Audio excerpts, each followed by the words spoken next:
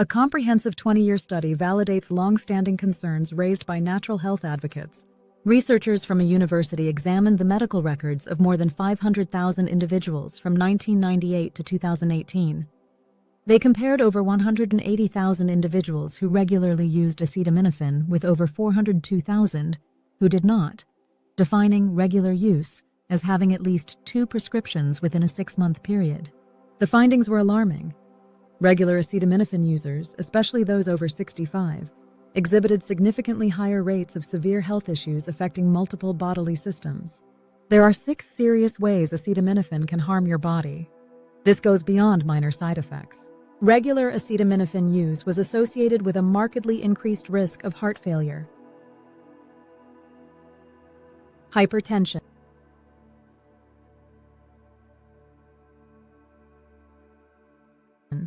peptic ulcers, peptic ulcer bleeding, chronic kidney disease,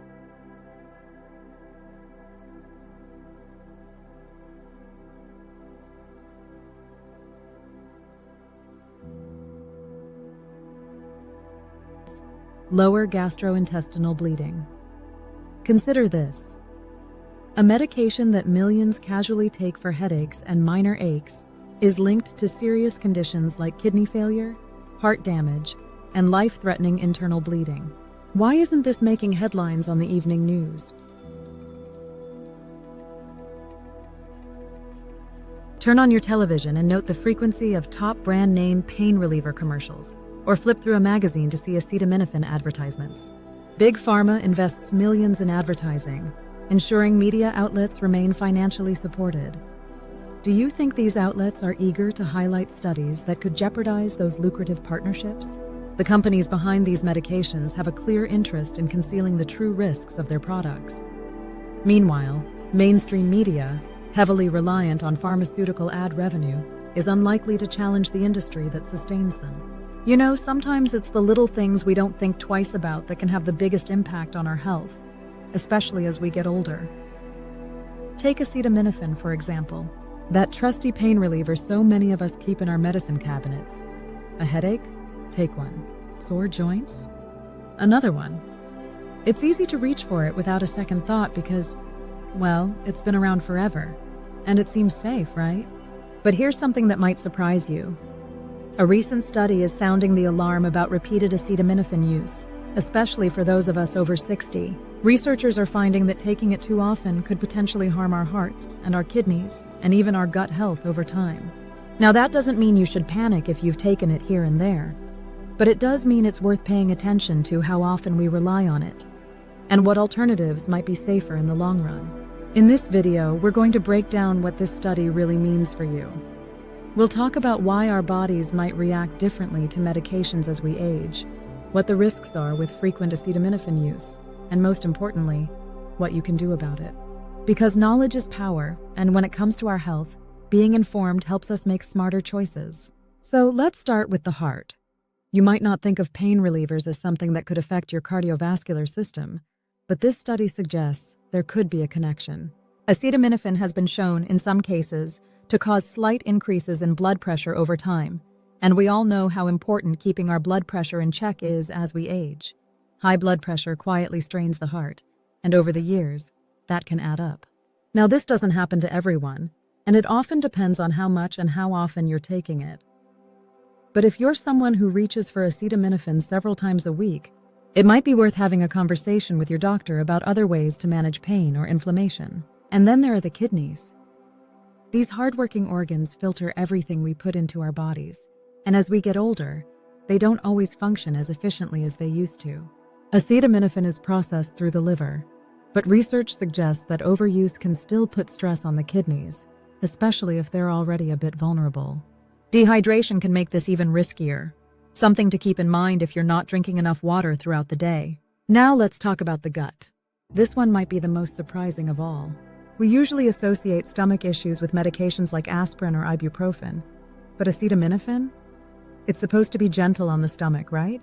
Well, it turns out that long-term use might disrupt the delicate balance of bacteria in our gut, the same bacteria that play a huge role in our overall health, from digestion to immunity.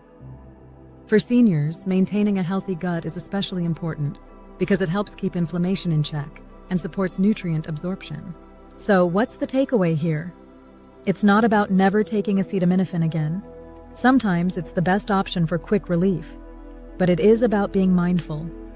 If you're taking it frequently, it might be time to explore other ways to manage pain, like gentle stretches, heat therapy, or even certain supplements that can support joint health.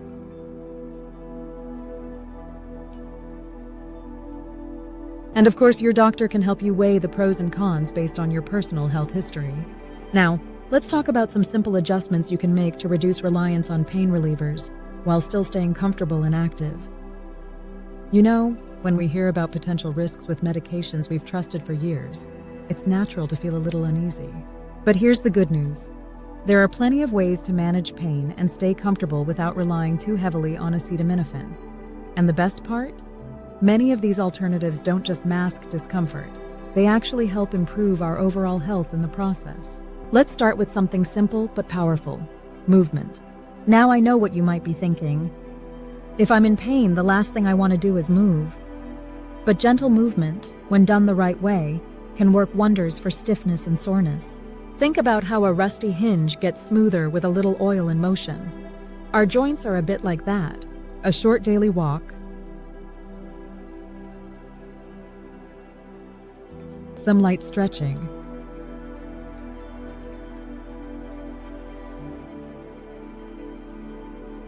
or even seated exercises can help keep everything flowing better. And if arthritis is the main culprit behind your pain, activities like water aerobics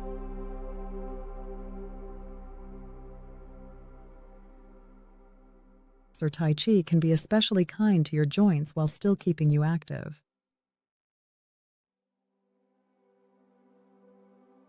Now, what about heat and cold therapy? This is one of the oldest tricks in the book, but it stood the test of time for a reason.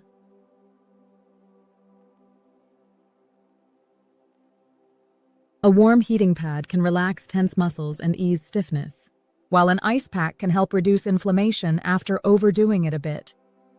The key is to listen to your body. Heat is usually better for chronic stiffness, while cold works well for sudden swelling or sharp pain. And the best part? No side effects to worry about. Then there's what we eat. It's amazing how much our diet can influence how we feel day to day. Certain foods have natural anti-inflammatory properties that can help with joint pain and overall discomfort. Things like turmeric, especially when paired with a little black pepper, which helps your body absorb it better. Ginger, fatty fish like salmon, and even cherries have been shown to help reduce inflammation. On the flip side, cutting back on processed sugars and refined carbs can make a difference too, since they tend to increase inflammation in the body. Now, let's talk about sleep and stress. Because believe it or not, both play a huge role in how we perceive pain. When we're tired or stressed, our pain tolerance tends to drop, making every ache feel worse than it might actually be. So if you've been skimping on sleep or feeling tense lately, that could be part of why you're reaching for the medicine cabinet more often. Simple relaxation techniques, like deep breathing exercises, or even just taking a few quiet moments to yourself each day, can help lower stress levels. And if pain is keeping you up at night, something as simple as adjusting your pillow setup or trying a magnesium supplement, which can help with muscle relaxation, might make a big difference. Of course, there are times when pain relievers are still the best option, and that's okay. But if you are going to take acetaminophen, there are ways to do it more safely. For example, always stick to the recommended dose. And yes, that includes checking all your medications to make sure you're not accidentally doubling up. Some cold and flu medicines already contain acetaminophen, and never take it with alcohol, since that puts extra strain on your liver.